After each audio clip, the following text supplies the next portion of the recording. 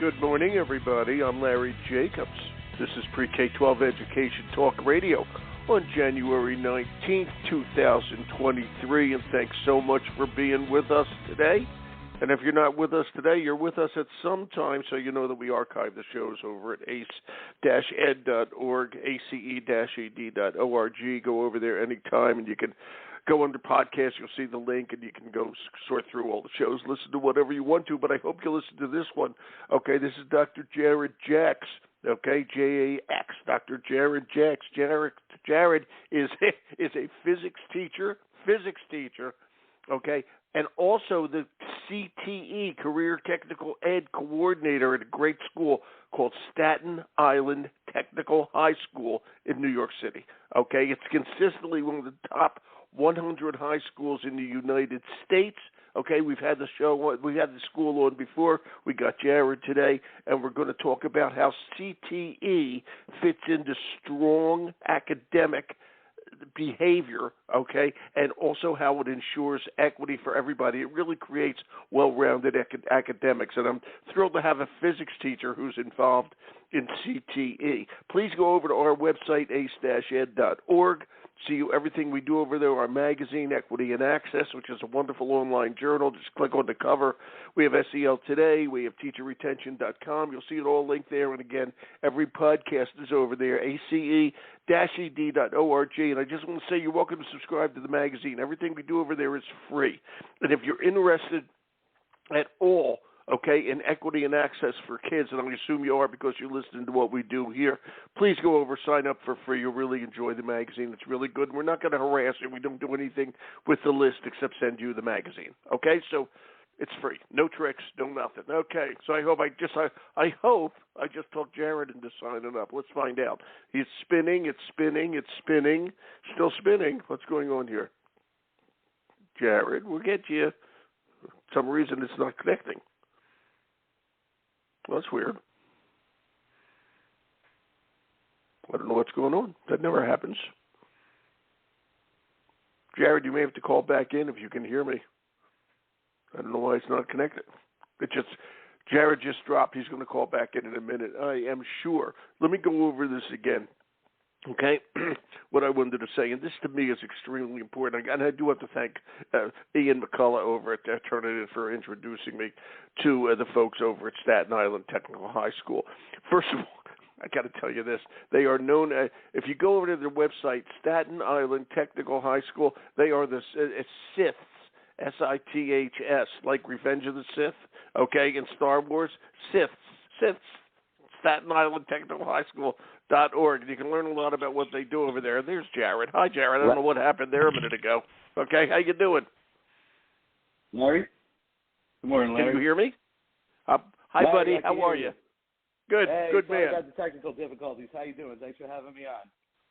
You know, well, you're welcome. It's a pleasure to have you here, and I got to tell you, I was expecting, because you're the CTE coordinator, to have no problem at all with connecting.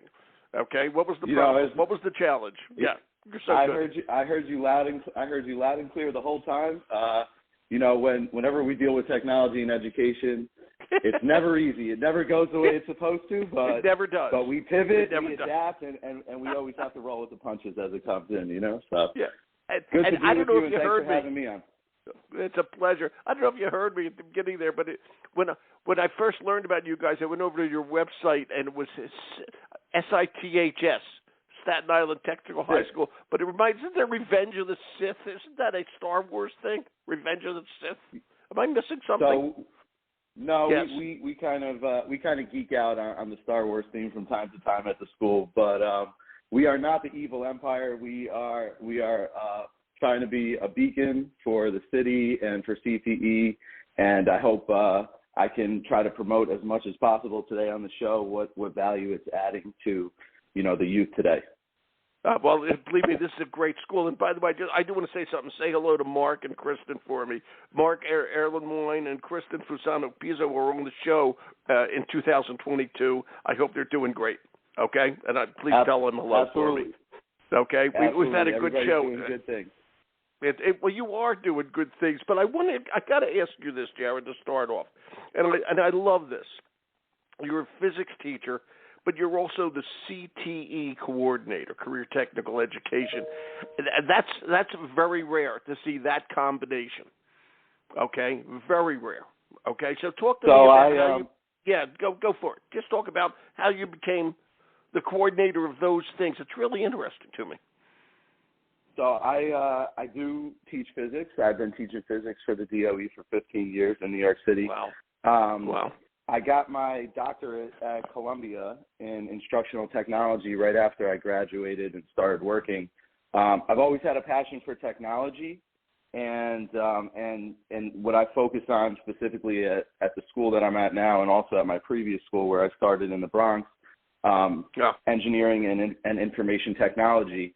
I had a principal at my first school who kind of saw the blending of the different fields. STEM was starting to emerge as a big buzzword and thing that, people were promoting across education. And he kind of looped me into it and never looked back since then. I've learned a lot in the time that I've been here. I met a lot of great people, and it's a lot of fun. And you could see the value added for the kids, so it keeps me going. And I really enjoy working with the students and staff at Staten Island Technical High School. Yeah. So I'm at a great place, and we want to keep pushing the limits of what we could do in education. Good for you, man. How long have you been there? This is my 10th year at Staten Island Tech. I worked for 5 years in the Bronx. And in the time that I've gone here, there was a lot of the teachers who had started the program had retired, and a new wave had kind of, brought new energy and new skills into it. And we've been able to modernize what we do, and hopefully we get to talk a little bit about some of those things and show what CTE could be like in the 21st century. And knowing a little bit about New York City geography, do you live on Staten Island? Where do you live? I do live on Staten Island. Good man. Okay. I married a Staten Island girl when I went to school out here. I went to Wagner College, bounced around in the city for a little bit, and then moved back to the island about 10 years ago. Good for you, man. It's so rare that people who visit New York go to Staten Island, which is truly, if I may, and I don't other boroughs listening don't misunderstand this. It stands alone, kind of. It's a neighborhood in and of itself. If I can I say it that way? Is that okay, Jared? It's a neighborhood in and of itself. I think it's a great way. It is a small island, even though we have a population of almost 500,000. But it is sometimes referred to as the forgotten borough, probably for that reason. But we do a lot of good things on the island, and it does build a lot of community, being a small island inside of the city. Yeah, it's a great place. People who've never been there, everybody talks about Staten Island Ferry. They have a zoo. It's really a cool place, okay? And it's just a good place, Staten Island, and I can't say enough for it. That's terrific. But do your kids come only from Staten Island, or do they come from all over the city? How does it work? So as any public school in New York City, students have the right to apply to any school in any of the boroughs. We have about half of our population actually coming in from Brooklyn, and we get a random student or two who might come from Manhattan or Queens and take the trip. It does present challenges when students want to commute to the island, and we've had to account for that. But we definitely open the doors to anybody that is able to get in, and we like to branch out as much as we can into the other boroughs as well, especially when it comes to stuff with CTE, because we'll be working with businesses and families and just trying to build relationships with the community wherever our students come from. And you said something before that really struck me. CTE is career and technical education. Okay, and that used to be, if I may show my age here, shop class, wood shop, electrical shop, home economics for the girls, if I remember, and cooking. Okay, electric shop, I remember that. Okay, mechanical drawing. Obviously, things have changed. And what you said a few minutes ago about instructional technology, and then you said you really are always drawn to technology. All right, and I was curious about that. As you look at CTE, Mr. CTE Coordinator over at Staten Island. Okay, talk to me, Jared, about when you look at CTE, what comes to your mind? You're the coordinator, okay? But it's not just, if I may, vocational education, the old time. You're thinking much, much deeper into that term. Talk about it. And you're a physics teacher. I love that. Yeah, go ahead, man. Talk about it. So yeah, I have a physics background, and STEM is kind of like an overarching theme. We focus our CTE program on engineering, and we try to branch out to as many other things. But you're right. I mean, CTE got its roots in vocational education, and for some reason along the way, it turns into like a dirty word, and people try to downplay the value of it. But the trades, like you just described, definitely have a place in the world. And for students that are looking for a consistent job, that if you do good in the field, it could be very high paying and stable. And so students that pursue vocational education or the trades aspect of things is definitely encouraged. But since the early 2000s, the federal government kind of has tried to branch out that model of how to connect the classroom to the working world into kind of this umbrella term of career and technical education. And they've put federal funding behind it, and that's kind of where the nomenclature has changed to be more encompassing of high demand fields. And so there's a very important piece of legislation called the Perkins Act, which basically is a huge funding source for all the schools who are doing CTE. And the idea of that was just that as a country, we need to promote fields that are growing and are in high demand and technical, and will allow students to have a strong career as they go into it, a high-paying career. And so, depending on the area that you're in, CTE has been adapted to really fit the needs of the community. In New York City, we have a lot of different fields that are being promoted right now, especially in things like healthcare, information technology, engineering, things like that. And we're trying to, capitalize on as much of that as we can with the students that we have. And even though, it's thought of as like something that students will just enter the trades right out of high school, which some do, it's also a way to promote careers and understanding of what it takes to do those careers. That's right. For kids that want to go to college too and need further training in order to be able to get some of those jobs, especially in a field like engineering, where you can't really get licensed as an engineer without a bachelor's degree. Right. So you're the students at Staten Island, your high school, the technical high school, are I want to ask this the right way. What percentage of them, go there as I'll call pre-engineering, as opposed to, and I say this with all the respect necessary, pre-plumbing, pre-healthcare nurse. How many of the kids are what percentage are going for engineering per se? When you and again, you're the CTE coordinator, you've got to handle all of this, Jared.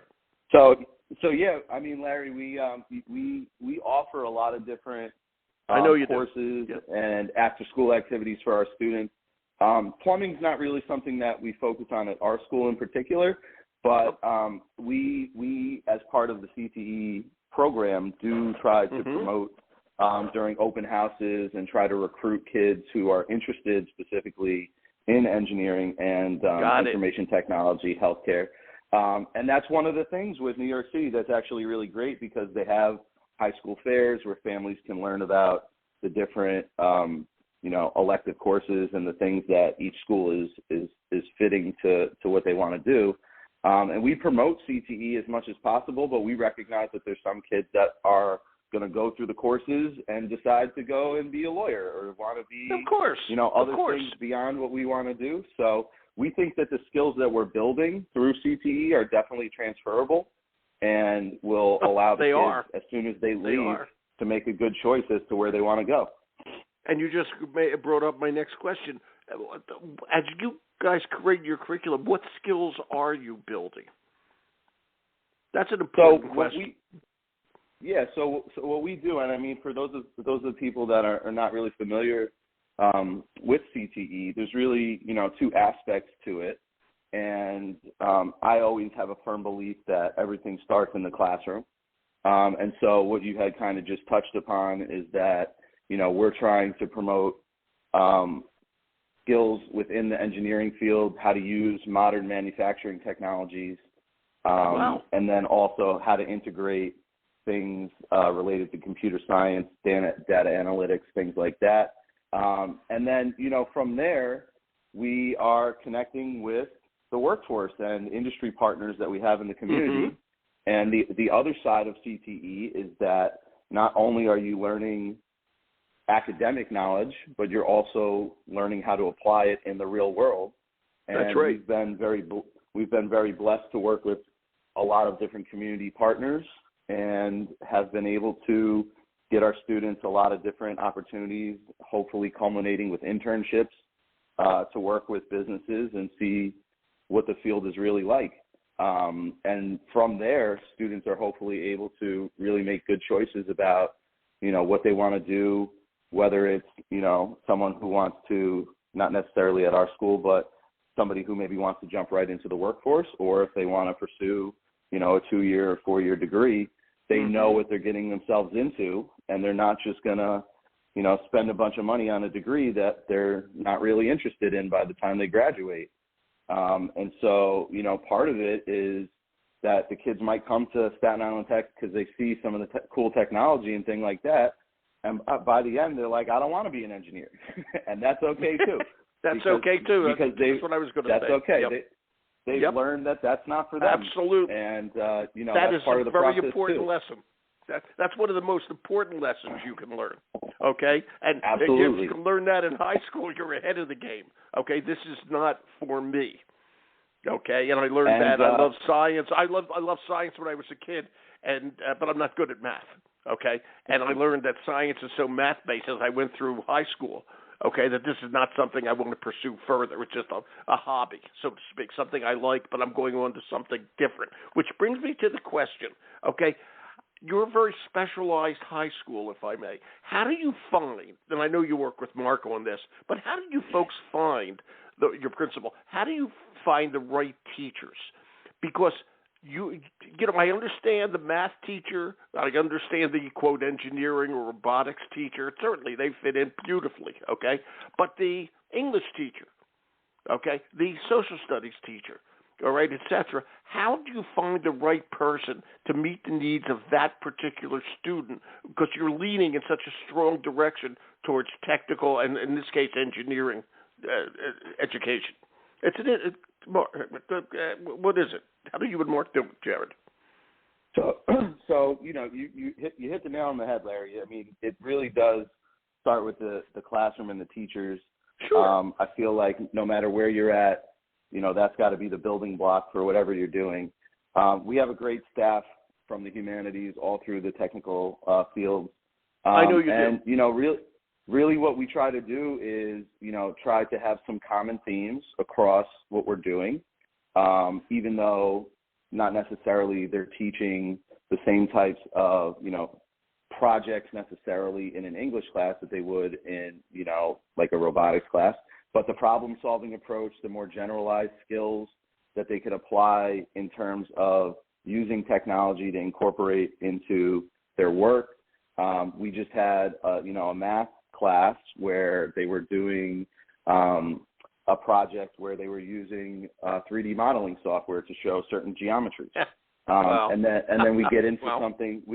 something like an English class. And the kids are asked to design, some type of interpretation of text, and they jump in and start building a 3D model of something. And so, the kids understand that these types of skills are transferable. We have teachers that are willing to kind of allow the students the freedom to show what they learn in different settings. Of course, to bend the curriculum. Yes. Bend the curriculum, especially with assessment. That's been a real focus, is getting away from the traditional multiple choice test and, trying to incorporate more project-based learning. That's good. Giving kids choice. Right. And these are things that, they're not necessarily tied to any one class in particular, but it's things that all teachers can kind of start to see the value in. And we want to support that, and we do support that administratively. We got a great administrative team, starting with Mark at the top. You do. And then all the way down, just giving teachers freedom to explore and create. We do have a lot of students who, are taking AP tests and earning college credits. So we still want to push them to go beyond and challenge themselves, but also, kind of incorporate these other types of skills along the way. Right. It's just so darn important. And how engaged your school is specific. Okay. And if I may, all students have made the choice to go there. Am I correct? Or are there junior highs that automatically feed in? I assume it's a choice school. Would I be correct? It's a choice. Yeah, it's a choice. They actually have to take an entrance exam to get into Good. it, and then the way it works in New York City is you kind of get ranked based on how you score on the exam and what your first and second and third choices are, and from that they kind of start matching students with the schools that they're eligible for. Yeah, the students definitely pick it. The parents pick it. So they all kind of know what they're buying into. The parents are great. We have a great PTA who supports the program and supports the kids as much as possible. And so, it is a real effort. We try to communicate as much as we can with what we're doing. The parents especially love getting their kids paid work experiences when we can. Sure. And that's another part of the whole equity thing. We have, as you said, we have a specialized population, but we also have students that are, first or second generation immigrants. We have students, almost half of our population is a very low socioeconomic status. And so for a lot of the kids, finding opportunities to get, high-paying jobs or just start working is really important. And that's something that, across the board, whether it's our school or other schools, those are the types of things that can really start to build equity, not just within one school, but within a community. And, you just said about low socioeconomic families, breaking that cycle of poverty with the student who might be the first child to go to a college or something. What you guys are doing, you could put your head on the pillow and sleep well at night. Okay, that's the American dream. That's monumental. Okay, you guys got to feel. You got to feel good about that. We really do. We really do get a lot of families that are first and second generation, and some of their children are the first going to college. And part of that is falls back on us to help them make good decisions about it, because their parents haven't gone to college. Right. They don't really know what that process is and what it could lead to. So it is about, the kind of the accomplishment of getting to college, but then what are you going to do with that after the fact? Or are you just spending money on a degree that you're not going to end up utilizing as much as you could if you had, had a little bit more direction earlier on to find something that you're really passionate about and things that you're going to stick with for the long term. Right. I think it's wonderful. Just a great situation all around. I have to ask this: how many kids go to the school? We have about 1,350 kids right now. That's big. We've been growing. The school was actually founded as kind of a vocational school, and has transformed over the years. But originally the population of the school was around 700 or 800, and it's pretty much doubled in the last about 20 years. Yes, we are. We are definitely at capacity, but and Larry, I'm glad you brought that up, because that's actually another challenge and another thing that schools have to kind of account for when they're going into this is we're talking about technical things that, as you said, might require a shop, might require equipment that takes up a lot of space, and the room to do it. That's right. Yeah, exactly right. It's yes. How they doing on that? One of the things that we've been able to carve out in the school is a maker space, which has become over the last decade very popular for a way for students to kind of create independently and get hands on. And so we've been able to carve out some space for that. That's one of the projects that I'm very passionate about and work with. And those are areas where we could get the kids hands on. We can let them be creative and artistic. And we have, not just the technology classes using it, but we have a lot of the humanities going down to make build and design projects that are related to topics that they're covering.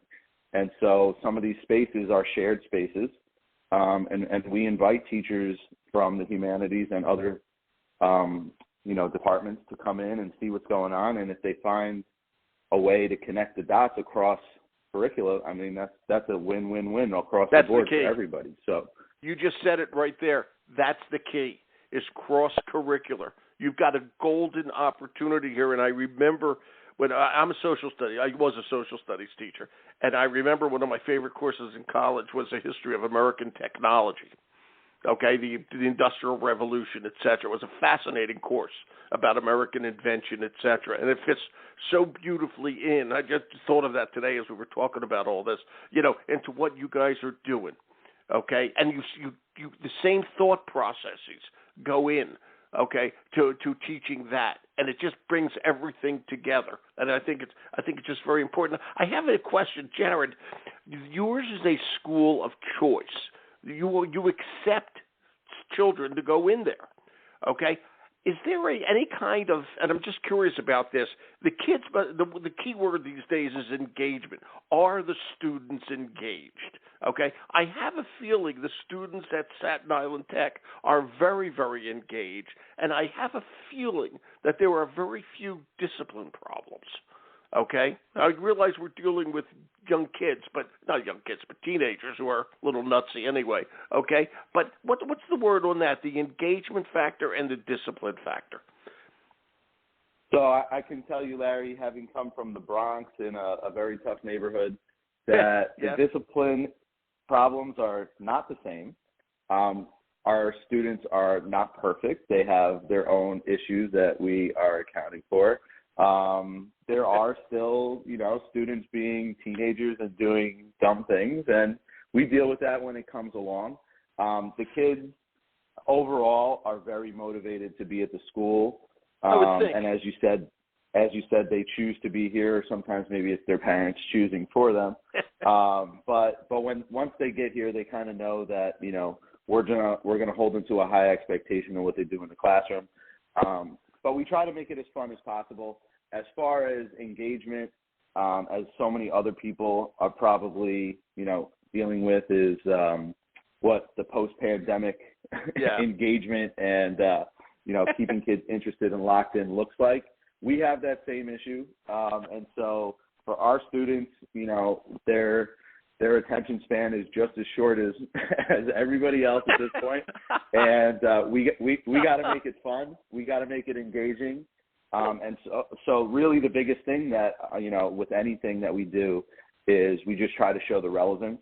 We try to show how this connects to things they're doing outside of school, things that they're interested in, where they could go with it as far as a career and things like that. And, for the schools that do have to deal with a lot of disciplinary issues, we get that. But, I was at a school in the Bronx for 5 years dealing with a lot of that, and I found value in CTE there as much as it was here. Yeah. It might have looked a little bit different. We might have taught some different classes, but overall, the kids understand that, like, the incorporation of these types of technologies, these types of skills are things that, they can use in their lives. And usually if they're choosing a school like this, or they're choosing a technical school, they've kind of thought about this a little bit, maybe played around with it on their own, whether it was part of a class or not. And so they're excited to try to use it. Some of them may not know what it really is until they dive in. And that's, like I said, that's part of the process too. They think that they understand what robotics means, or they think they understand what computer science means, or something like that. And then they realize that there's growing pains, and it's not as easy as they thought, and that's where the challenge comes in. So, exactly. And is it a 9 through 12 school? Grade 9 through 12? We are a 9 through 12 school. We do offer a lot of college credit, and so usually for our particular population, by the time they get into like their junior and senior year, they're taking a lot of AP classes, or they're taking classes that have been accredited by schools. And so that's another kind of draw for the school, is that the kids know that when they come here, they're going to be able to, earn some credits along the way. And actually, that's part of the CTE model in general, is connecting with post-secondary partners. And whether that be earning college credits, or sometimes it's called like advanced standing, where they can get into the school if they graduate from the program and things like that. There's all these incentives built into CTE to really show the students where they can go with it, whether they choose to jump into the workforce or go to further education in a 2 or 4 year institution. It's really fascinating. And kids make a choice to go there, and there are regular high schools on Staten Island, and, of course, all through New York City. Okay? What's the transfer rate out? Okay, kid to kid, or the kid's parents decide, oh, you should be an engineer. I want to be an engineer. Okay, so they go in 9th grade. They start taking, your curriculum. 10th grade, they're not doing as well as they thought. They don't like it as much as they thought. Maybe 11th grade. How many of the kids stay 9th through 12th? Because it might not be right for them. You said that before. They may need they may change their mind, to be quite honest. What's the word on that? How do you handle that? So that is true, Larry, that in New York City they have the option to transfer out at pretty much any point during the year for various issues. We have a cohort of students of about 330 to 350 per year, and out of that, probably 5 to 10 students a year might transfer out or transfer in from other schools. That's great. So we do retain a lot of the school, and that's part of just kind of like the outreach that we do before they get here. Is like, when we're doing open houses or we're doing events where we're opening the doors to the community and possible future students, like we let them know what to expect, and so that if they're making the choice to come here, they kind of make an informed decision of what they're going to do and whether or not this is the right fit for them. And we communicate that to the parents as well. Like, there's certain expectations that are very transparent. And then, if it's not for them, we have a great guidance staff that, will sit down with the students and the families and make time to really do what's best for the individual child. It's a great system. I have to ask you this. My good friend Ian McCullough over at Turnitin introduced us. Yes, he introduced me. Yeah, he's a great guy. Okay, Turnitin, everybody, turnitin.com. But I'm curious. Okay, they're good friends of ours. Okay, but I'm curious. Okay, how do you guys work together besides liking each other? And how's the school or you working with Turnitin? What are you doing with them? Just curious. So yes. Besides liking Ian, besides playing with Ian, because Ian is a lot of fun. But yeah. Ian is a great guy. He is. Actually, I met Ian from applying to a Turnitin grant, and we were one of the finalists for the grant. We actually didn't get the award, but during the interview, they had a process where myself and you mentioned some of the other folks that are at the school as like the school leadership team that Ian has got to engage with. And he really liked what we were doing and has tried to really stay active with us, let us know what Turnitin is doing. We use Turnitin across the curriculum for anybody that, is interested in using it. And for those of you who don't know, Turnitin is a very powerful tool for giving feedback and submitting papers for different topics. Ian was interested in what I was doing because as a science teacher, you might not think you would use Turnitin. At the time, I was having students write a lot of current events articles and how it relates to physics and science in general. And I was some of them look Turnitin exactly like a New York Times article, so you have to use Turnitin for that. Yeah. And they do, and that, and so that's one of the things with Turnitin we would use for plagiarism checks, but also for giving feedback and stuff like that. It's a great platform, and we've stayed connected with them because they keep growing. And one of the things that we're actually starting to look at is how some of the AI platforms that are out there now. I was just going to talk to you about that. Yeah, I wrote it in this morning as I was looking at what we're going to talk about today, and that Chat GPT, the new AI chatbot. Everybody, you can only imagine what's coming down the pike with that. Okay, and I just wrote him and I said, Ian, we got to put together a podcast, okay, with Turnitin and chatbot, whatever the hell that thing is, okay, and we'll see where that goes because it's going to be absolutely amazing, okay, when that happens. Well, okay. Well, Larry, if you would like to have us back on, I would be happy to go down that road with you. The AI and ChatGPT is one of those things where we presented it to the faculty at our school about a month ago. Oh, wow. And some people look at it as just a way to cheat. And you totally could do that if you want to cheat on a test. There's lots of ways you could cheat on a test. But we want to try to promote it as a tool because long term, this is something that as educators and just as it's here, as society in general, it's here. And it's a wild platform. I've started using it for all different types of questions and stuff like that I wanted answered, and it's amazing how accurate it is.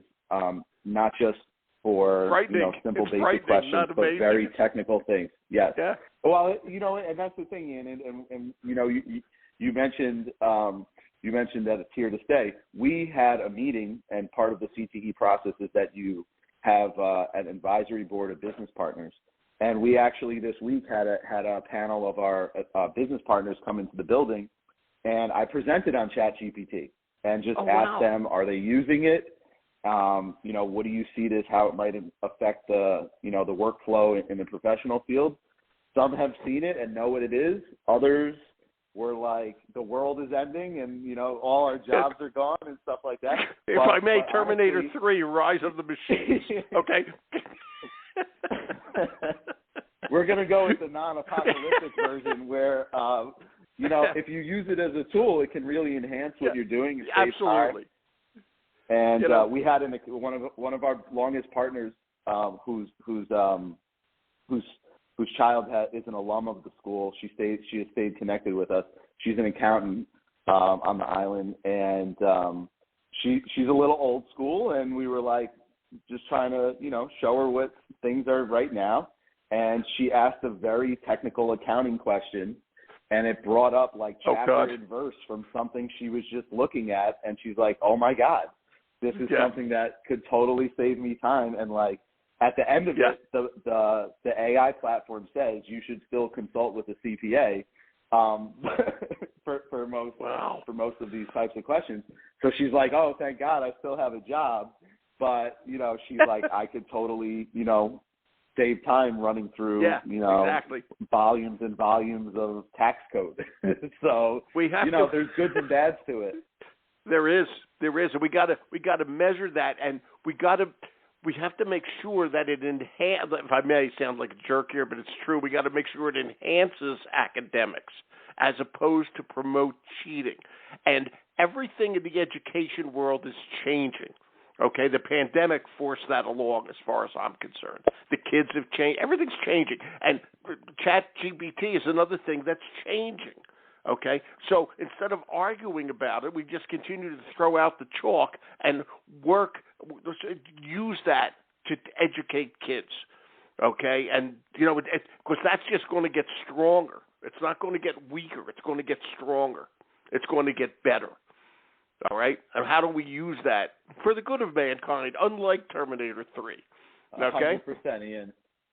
100%, and honestly, you hit the nail on the head with that term. That's the way I like to always describe things. Is when we look at technology, is it going to fill in a gap that we don't have, or is it going to enhance something that we already do? And for this particular one, I mean, it's like it's basically an enhanced Google search that's it's helping you do the research a little bit faster. But then what do you do with that research? There are the negative sides of it where like, you might not know if you're interacting with a human or with a machine. Well, but you know, some of the videos Jared, that you can watch on it are ridiculous, but that's what it is. That's right, and it's the same thing, and you have to think about this. We have to leave in a few minutes, but it's what the Internet. Look at the power of the Internet, and then you look at the power of the Internet for good and the power of the Internet for evil. Okay? False news and all that sort of thing. Okay? Just a bunch of crap out there. Okay? That's the Internet, good and bad. And it's the same thing with ChatGPT. There's great and there's bad. And we got to go for the great part of it and learn to live with the bad and control it. It's that simple. I'm going to bring it back on. We got to talk about this. This will be fun. Okay? I'll get Ian and you on together. How's that sound? I appreciate that. That'd be great. And actually, Ian is actually working with a couple of other teachers on a webinar around this. Because Turnitin is actually trying to create a way to analyze text and know whether or not it's a machine generated. So these are things that are happening across not just the school level, but at developers, and they're accounting for that. And so these are the types of things that CTE, as I said at the beginning, and just to kind of tie it all together, I know we're short on time, is this is supposed to be what's happening now. It's supposed to be tied to the jobs of what we need right now. And so to ignore the tools and to ignore the technology that's out there is just doing a disservice for the kids. That's right. Who are going to be doing this in the future. And the more that we can promote the tools, as you said, for good and for a value add in the workforce, I feel like that's where society overall has got to kind of embrace it and just promote the good and cultivate that. That's right. Promote some things like that we're talking about with like creativity, critical thinking, problem solving. Like if you use those tools for those things, that's a great use of it. And hopefully the good outweighs the bad on some of these types of things. We got to make sure that is the case. And we do have to leave, so I will be back in touch with you, okay? And we'll do some more on this, Jared, because this is great, and I don't want to take the Terminator thing, but let's put it this way. I'll be back. All right, I will be back. Okay, you feel free to reach out at any time. I will. And I will. I really appreciate the invite to talk, and a special shout-out to the students and staff at Staten Island Tech on the way out. The Sith. Revenge of the Sith. I'm telling you. Staten Island Technical High School. Okay. Thanks, Jared. Tell everybody hello for me, please. Okay? Thank you. All right. Have a great day. Thank you, Larry. You too, buddy. Bye-bye. Okay. That's going to be a good show. Jared Jacks, Dr. Jacks, that's Jax. Okay, he's a physics teacher and CTE coordinator. That really is a cool school, Staten Island Technical High School, Staten Island Tech, which is, by the way, in Staten Island, New York. Okay, and good stuff and great stuff, and I love the way physics and CTE come together there. That's something is rare. We're going to archive the show over at ace-ed.org. I'm Larry Jacobs. Thanks for listening. The music's supposed to start, but it doesn't seem to be starting. I'll just hum along here. Okay, it's circling like what happened before, so I'll talk to you later. Okay, I'm going to shut down the show.